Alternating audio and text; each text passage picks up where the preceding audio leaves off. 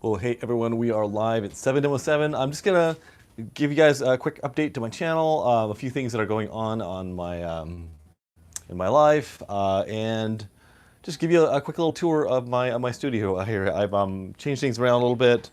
It's a little bit more homey.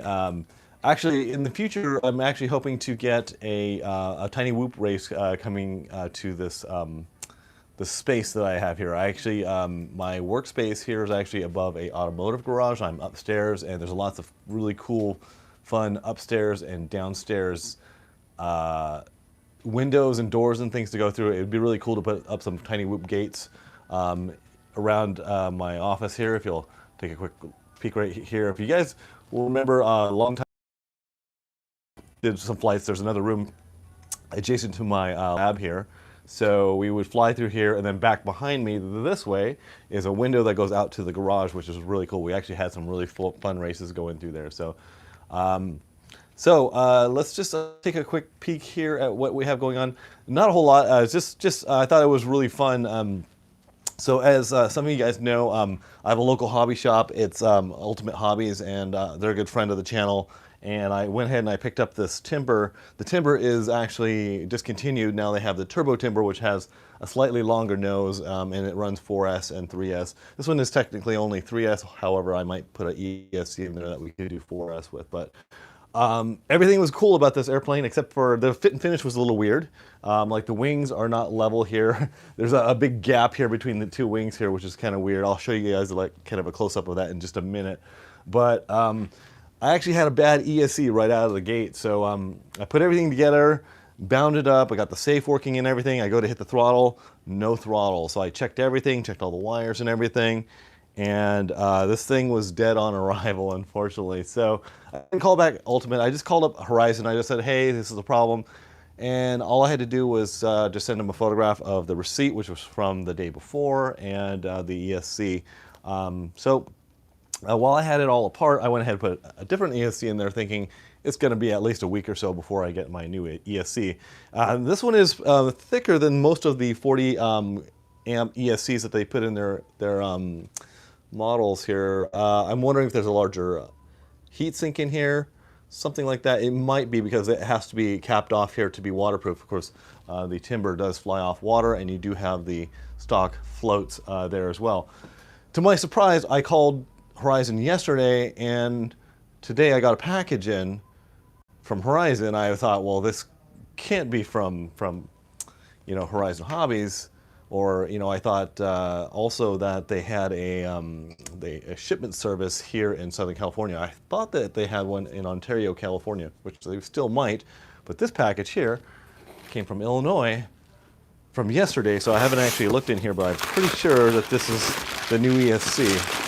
I'm just gonna let them know that that is really, really awesome customer service, and it is. This is the new ESC. It's 40 amp. It's not kicked off with the spoogy stuff that's in there, but I do not intend to fly this thing off water. I don't really have access to a water area. So anyway, there's my new ESC. One day from Illinois. They don't know that I have a YouTube channel. They have no idea who I am. I'm small beans compared to most of the big YouTubers out there.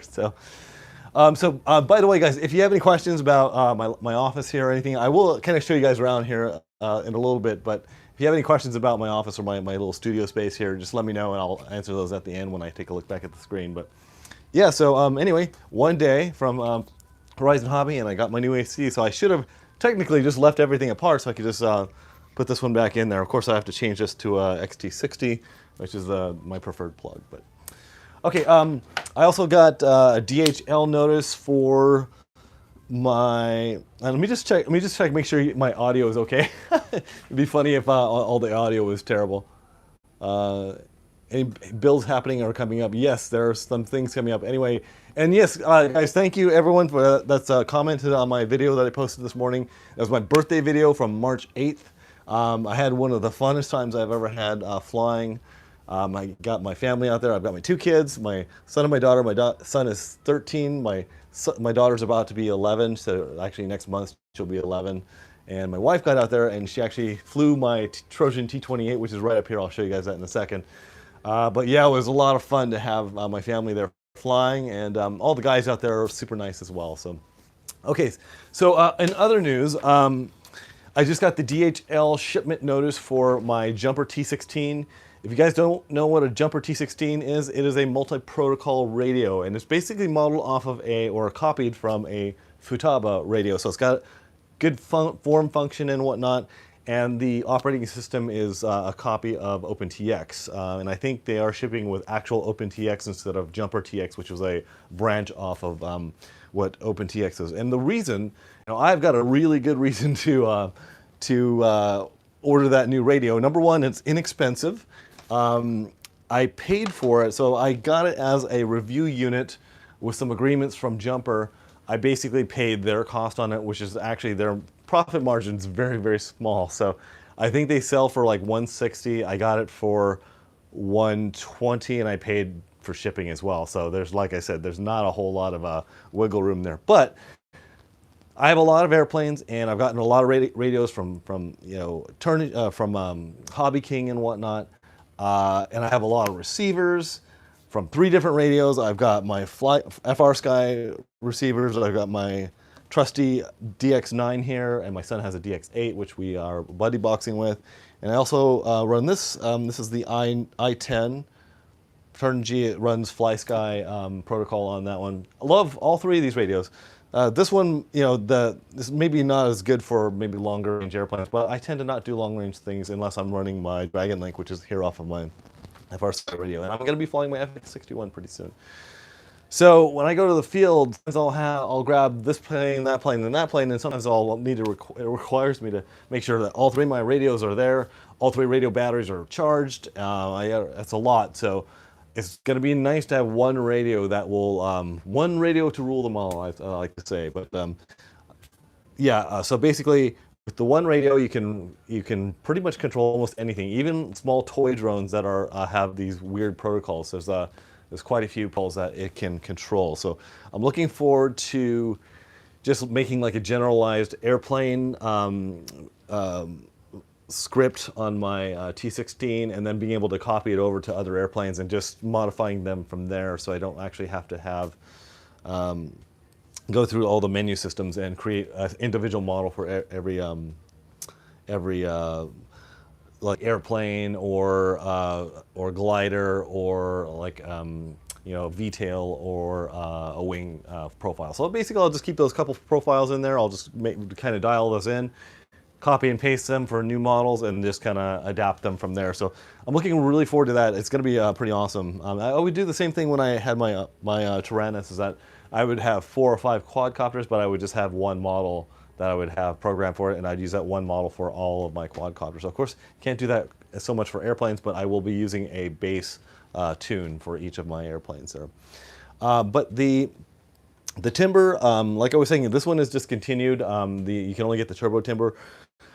My whole purpose for getting this airplane, and I've already filmed the unboxing and the building of this airplane, and I haven't done the maiden flight yet, but my whole idea for this is that it has safe on it, and as you guys have seen from that video this morning, that I'm getting my family into flying, and buddy boxing is good to a certain point, but having that safe there, that self-leveling technology, is going to be really, really helpful for my kids learning, especially my daughter. My son's had a lot of time on, which is the little 2-ounce thing that's got safe and all that stuff on it, but my daughter hasn't. So having something slightly bigger that'll fly nice and stable and slow in the air is going to be nice, and we'll always keep that high up. And I'd like to get my wife also flying this airplane as well. So of course I could take care of the landings on doing buddy boxing or just having them hand the controller over to me. But there's a couple of timbers out at our field. Everyone loves them. A couple of guys have commented that they like this airplane over the turbo timber, so you can take that for what it's worth.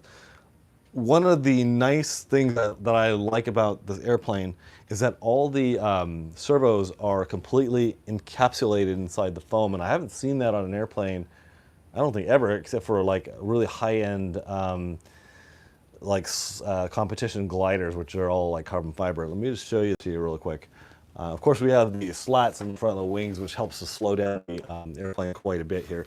But if you take a look at the bottom side here, you don't see any control horns, control wires or clevises, anything, everything's self-contained. So it makes this airplane really look pretty scale, which is pretty cool. Now I want to show you about the fit and finish thing, guys. So if you take a look at both wings here, they join here at the center. You can see there's this big ramp, this big, whatever this is. This wing is higher than this one. You can see out from the side here, it actually has this, if you run your finger along, all of a sudden it's got this like a 1.5 millimeter high hump. So that was not cool. Also, the battery had to barely stay shut, so I think I'm gonna have to modify that. On the ends of the wings and everything, I went ahead and trimmed out all the stuff up, but there's a lot of flash on the end of the wings, on the end of the ailerons, fit and finish stuff that, you know, us RC guys, it's okay to have that there. We usually tend to file that stuff off anyway. But yeah, so anyway, I'm super happy to get this thing up in the air. I can't wait to fly this. I've flown Eric, my friend's, who he has his looking like a Storch, I believe. He kind of modified his. He has this really cool looking landing gear that comes from the top down to here. So yeah, the Storch looks really awesome. Eric, he did a great like a desert camo paint job on his, which it looks great. So, but I also am looking forward to this really awesome landing gear that has these springs in it here. Now I know a lot of guys actually run rubber bands between here to help stiffen up the landing gear just so that it doesn't break. And they also, I've already put a zip tie around this little tiny little plastic thing that holds everything together. I know a lot of people break those as well. So hopefully that'll keep everything together. We'll have a good maiden and some nice flights with this thing. All right, anything else that's going on? Just the rain here in Southern California has been pretty crazy for the last couple days, and it's raining today. Let me go ahead and show you guys around my office real quick. Like I said, it's been modified slightly since you guys have probably seen it lately. Well, I'll show you where I keep all my airplanes. Airplane hangar above us here that's got all my warbirds. All right, hang on, guys. Let me unclasp you from my tripod here. I'll go walk slowly around. Okay, so there is the E-flite Pitts, which flies great. I've 3 flights on it and 3 bad crashes. So I've got to work on my landings on that thing. So it's pretty crazy. So so here's the fit and finish problem I was telling you about with this timber here. See this big thing that's supposed to be flat like this side? Then when you come down here, you can see how there's no gap here between the wing, and as you go down, it just kind of splays open. So it's a little ridiculous, but I'm sure it's going to be fly fine. I mean, like first world problems, right? Okay, so as we go pan up to the roof here, I have some wings that I still need to build over here. There's the Durafly T28 there. I've had some good flights on that. I need to get that thing back out. And then we have, of course, the one I've been having all the videos on recently. This is a 1.2 meter T28. Some really cool parachutes over here. I have to show you guys one time. That was from the vintage sale that I got the parachutes from. There's the model ship that I built with my son when he was like 3 years old. A couple cars down here. So go up top here, we've got the what is this? The Sonic model thingamajig here that I have never flown. I need to put some servos in that thing and a ESC, a flight controller, and all, not flight controller, but a receiver. And of course the Corsair, the FPV pod here that I have tied into my rudder. I have the rudder tied off so it doesn't work. So basically when I rudder around, I can look over my wing and everything and really have a really cool flight. Let's see, let's look over to this side here. There's my flight test, the only flight test airplane I've ever built, the wing. I called the Dart. I forget what that one is called. Yeah, and there's my FX61 that I just got everything. I just basically went through it and made sure the FPV system's working, the pan and tilt system.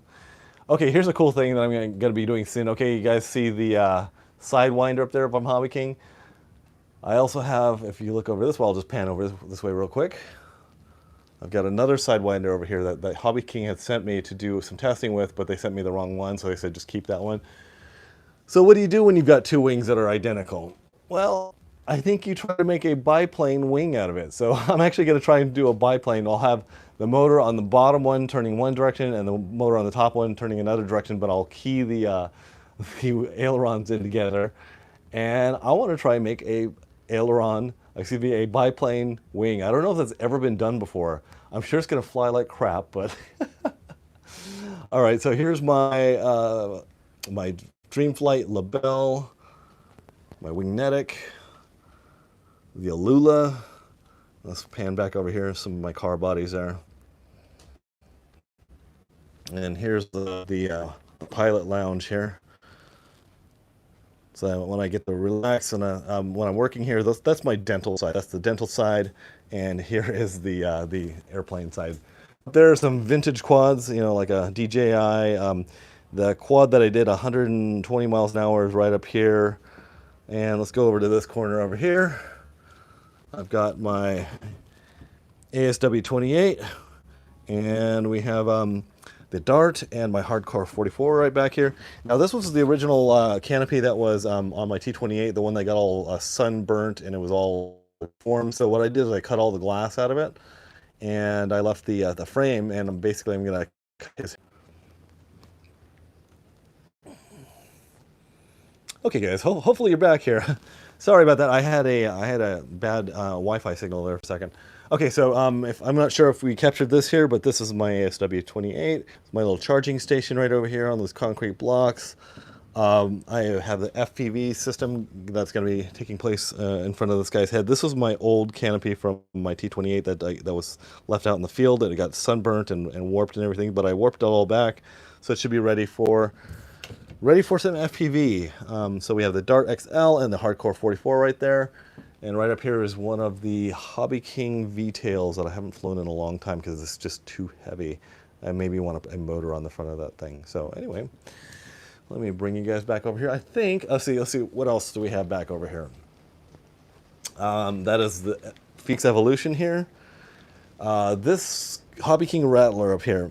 I did the original video on it where me and my son broke the steering on it, and that steering piece has been out of stock at Hobby King, so this has just been a paperweight ever since this car came out, so I'm a little disappointed about that. I was going to do a full video on that at some point. We have the venerable UAV Mini Talon here. Great airplane. I need to get this thing out and fly it again. I have a 360 servo there with a run cam mount on the front of that thing. And that is it for right now. I've got two airplanes at my house. Right now it is the, let's see here. Yeah, the two airplanes that I have at my house right now are the Slowpoke and also actually my Fun Cub and my Multiplex Twin Star. So I've got those three airplanes at home. Oh, I almost forgot about this airplane, one of the most important ones. The Mini Dracius. That's right. Mini Drac. That thing is, if that thing could speak, have some stories for you guys.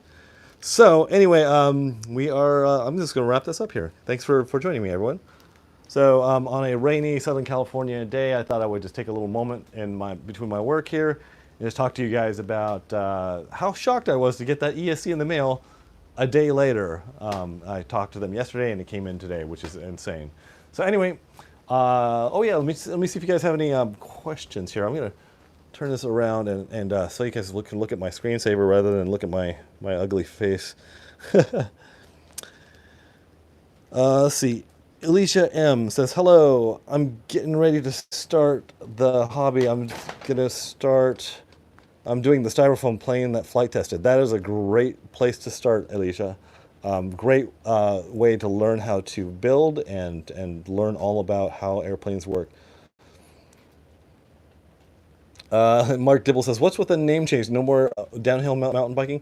You know, YouTube did this really weird thing where suddenly instead of my channel name showing up as 7Demo7, it shows up as my personal name, Jeff Yang, and I don't know why that has happened, so I still need to look into that. And Mark Dibble also says, Timber was my first plane. That's a great airplane to start with. CR169 Design says, not surprised at all that Horizon took care of you. They have a fantastic customer service. Happy birthday, sir. Thank you, CR169 Designs. Mark Dibble says, any builds happening or coming up? Besides the Timber and having my kids flying that, not right now. So, but the build video on this will be coming up. It's not even a build video. It's mainly just a time lapse of me talking at the end. So you guys can look forward to that. Crafting MC says happy birthday.